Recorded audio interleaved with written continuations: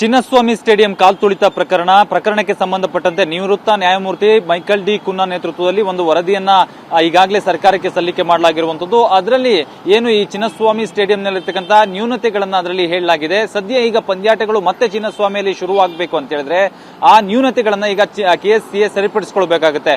ಆ ಹಿನ್ನೆಲೆಯಲ್ಲಿ 16 ನ್ಯೂನತೆಗಳನ್ನ ಏನು ಮೈಕಲ್ ಡಿ ಕುನ್ನಾ ಏನು ವರದಿಯಲ್ಲಿ ಸೂಚನೆಯನ್ನ ಕೊಡಲಾಗಿತ್ತು. ಅದಕ್ಕೆ ಸಂಬಂಧಪಟ್ಟಂತೆ ಈಗ ಪೊಲೀಸ್ ಇಲಾಖೆ ನೆಕ್ಸ್ಟ್ ಮತ್ತೆ ಏನಾದರೂ ಪಂದ್ಯಾಟಗಳು ಶುರುವಾಗಬೇಕು ಅಂತ ಹೇಳಿದ್ರೆ ಆ ಒಂದು ವರದಿಯಲ್ಲಿ ಸೂಚಿಸಿರುವಂತೆ ಅಂದ್ರೆ ಸ್ಟೇಡಿಯಂನಲ್ಲಿ ಕ್ರಿಕೆಟ್ ಪಂದ್ಯದ ರೆಡ್ ಸಿಗ್ನಲ್ ಸ್ಟೇಡಿಯಂನಲ್ಲಿ ಎಲ್ಲೂ ಕೂಡ ತುರ್ತು ನಿರ್ಗಮದ ವ್ಯವಸ್ಥೆ ಇಲ್ಲ. ಸ್ಟೇಡಿಯಂ ಸುತ್ತಲೂ ನಿರ್ಮಾಣ ಆಗಿರುವಂತಹ ಏನು ತಡೆಗೋಡೆಗಳೇನಿದಾವೆ ಅವೆಲ್ಲವೂ ಕೂಡ ಅವೈಜ್ಞಾನಿಕವಾಗಿದೆ ಮತ್ತು ಕಾಲ್ತುಳಿತ ನಡೆದ ನಂತರದಲ್ಲಿ ಸ್ಟೇಡಿಯಂನಲ್ಲಿ ಯಾವುದೇ ರೀತಿಯಂತಹ ಬದಲಾವಣೆಯನ್ನ ಇದುವರೆಗೂ ಕೂಡ ಮಾಡಿಲ್ಲ. ಸ್ಟೇಡಿಯಂನಲ್ಲಿ ಸಂಪೂರ್ಣ ಕಾಂಪೌಂಡ್ ಕೂಡ ಅವೈಜ್ಞಾನಿಕವಾಗಿದ್ದು ಚಿನ್ನಸ್ವಾಮಿ ಸ್ಟೇಡಿಯಂನಲ್ಲಿ ಪಂದ್ಯಾಟ ನಡೆಯೋದು ಈಗ ಸೂಕ್ತ ಅಲ್ಲ ಅಂತಕ್ಕಂಥ ಒಂದು ಮಾಹಿತಿಯನ್ನ ಒಂದು ವರದಿಯಲ್ಲಿ ಕೂಡ ಶಿಫಾರಸು ಮಾಡಲಾಗಿತ್ತು. ಮತ್ತು ಏನು ಗೇಟ್ಗಳೇನಿದಾವೆ ಅವ್ಯಾವುದು ಕೂಡ ಸರಿಯಾಗಿ ನಿರ್ವಹಣೆಯನ್ನ ಮಾಡಿಲ್ಲ ಮತ್ತು ಏನು ಜನ ಬಂದ್ರೆ ಅವರ ವಾಹನಗಳ ಪಾರ್ಕಿಂಗ್ಗೆ ಹೊರಗಡೆ ಅವಕಾಶವನ್ನ ಮಾಡಿಕೊಡ್ಲಾಗ್ತಿದೆ, ಅದಕ್ಕೆ ಒಳಗಡೆನೆ ಅವಕಾಶವನ್ನ ಮಾಡಿಕೊಳ್ಬೇಕಾಗತ್ತೆ ಮತ್ತು ಪಾರ್ಕಿಂಗ್ ಏನಿದೆ ಅವೆಲ್ಲವೂ ಕೂಡ ಒಳಭಾಗದಲ್ಲಿ ಇರಬೇಕಾಗತ್ತೆ ಅಂತಕ್ಕಂಥ ಒಂದು ಸೂಚನೆಯನ್ನ ಈಗಾಗಲೇ ಪೊಲೀಸ್ ಇಲಾಖೆ ಒಂದು ಕೆಎಸ್ಸಿಎಗೆ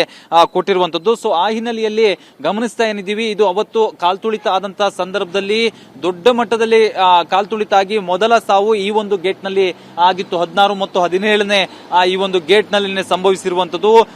ಈಗಾಗಲೇ ಈ ಒಂದು ಗೇಟ್ಗಳ ಲಾಕ್ಗಳೆಲ್ಲವೂ ಕೂಡ ಮುರಿದಿರುವಂತದ್ದು. ಸೊ ಹಾಗಾಗಿ ಮೇಲ್ಭಾಗದಲ್ಲಿ ಗೋಡೆಗಳನ್ನೆಲ್ಲ ಒಡೆದು ಈಗ ಮತ್ತೆ ಸಂಪೂರ್ಣವಾಗಿ ಸರಿ ಮಾಡುವಂತಹ ಕೆಲಸವನ್ನ ಕೆಎಸ್ಸಿ ಈಗಾಗಲೇ ಮಾಡ್ತಾ ಇದೆ. ಏನೆಲ್ಲ ಸೂಚನೆಗಳನ್ನ ಕೊಟ್ಟಿದೆ ಅವೆಲ್ಲವನ್ನ ಸರಿಪಡಿಸಿಕೊಳ್ಬೇಕಾಗತ್ತೆ. ಇಲ್ವಾದಲ್ಲಿ ಚಿನ್ನಸ್ವಾಮಿಯಲ್ಲಿ ಪಂದ್ಯಾಟ ಮತ್ತೆ ನೆಕ್ಸ್ಟ್ ಮುಂದುವರಿಯೋದು ಕಷ್ಟ ಆಗುತ್ತೆ.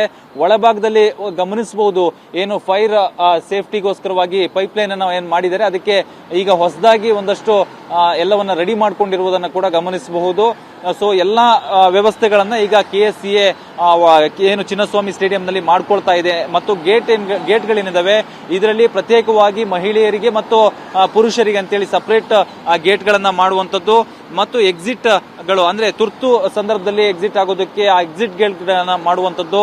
ಸೊ ಇವೆಲ್ಲ ಕೆಲಸಗಳನ್ನ ಸ್ಟೇಡಿಯಂನ ಸುತ್ತ ಇರತಕ್ಕಂಥ ಎಲ್ಲಾ ಗೇಟ್ ಗಳನ್ನ ತೆರವು ಮಾಡಿ ಹೊಸ ರೀತಿಯಲ್ಲಿ ಅಂದ್ರೆ ಮಹಿಳೆಯರಿಗೆ ಮತ್ತು ಪುರುಷರಿಗೆ ಸಪರೇಟ್ ಆಗಿ ಹೋಗುವಂತಹ ಒಂದು ರೀತಿಯಲ್ಲಿ ಗೇಟ್ ಗಳ ವ್ಯವಸ್ಥೆಯನ್ನ ಮಾಡ್ಕೊಳ್ಳೋದಕ್ಕೆ ಈಗಾಗಲೇ ಕೆಎಸ್ಸಿಎ ನಿರ್ಧಾರವನ್ನ ಮಾಡಿಕೊಂಡು ಈಗ 16 ಸೂಚನೆಗಳನ್ನ ಪಾಲಿಸಿಕೊಂಡು ಬರ್ತಾ ಇರುವಂತದ್ದು. ಇನ್ನೊಂದಷ್ಟು ದಿನಗಳ ಕಾಲ ಈ ಒಂದು ಕಾಮಗಾರಿ ಪ್ರಗತಿಯಲ್ಲಿ ಇರುತ್ತೆ. ತದನಂತರದಲ್ಲಿ ಈ ಎಲ್ಲವೂ ಸರಿಯಾಗಿದೆ ಅಂತಕ್ಕಂಥ ಒಂದು ಸೂಚನೆಯನ್ನ ಸರ್ಕಾರಕ್ಕೆ ಸಲ್ಲಿಕೆ ಮಾಡಿದ ನಂತರದಲ್ಲಿ ಪೊಲೀಸ್ ಇಲಾಖೆ ಒಮ್ಮೆ ಗಮನವನ್ನ ಹರಿಸಿ ನಂತರದಲ್ಲಿ ಚಿನ್ನಸ್ವಾಮಿಯಲ್ಲಿ ಪಂದ್ಯಾಟ ಶುರು ಮಾಡೋದಕ್ಕೆ ಅವಕಾಶವನ್ನ ಮಾಡಿಕೊಡಬಹುದಾಗಿದೆ. ಕ್ಯಾಮರಾ ಪರ್ಸನ್ ಮಹಾಂತೇಶ್ ಜೊತೆ ವಿಕಾಸ್ ಟಿವಿ 9 ಬೆಂಗಳೂರು.